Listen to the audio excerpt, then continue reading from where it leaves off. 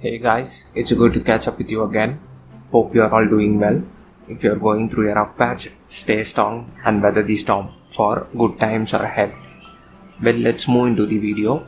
In this video, we are going to see how to check YouTube channel name availability. Let's get on to it. Let us assume that we have decided a name for our YouTube channel, and now we would like to know whether the name is available or if it is already taken by someone else on the YouTube platform. To figure that out is quite simple. To do that, first I'm going to enter a channel name that's already taken, and I'm going to enter a channel name that isn't already taken. So first let me enter the channel name that's already taken. So I'm going to give the School of Life. Here, if the channel is popular, it will appear on the top of the search results. If not, it will be somewhere down below. So just to have a look at channels with the name we have entered, just use filters. Come here and click on filters. Under type, click channel. So what it will basically do is filter out all the videos and show us only the channels with the name we have entered, the School of Life. As you can see, there are two channels under that name, the School of Life, the School of Life. Here the difference is it's in the lowercase, and here off is uppercase.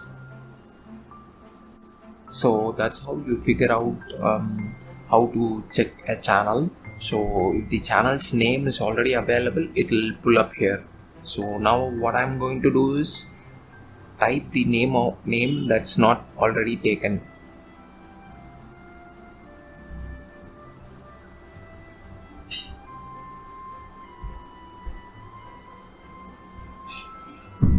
Again, it is showing us videos. Use filters. It is filtered out and it has presented us only the channels. So as you can see, there is motivation zone, in-game motivation zone. So we don't actually have a channel under the name Motivation 1 Zone. So this means you can actually use this name to create a YouTube channel.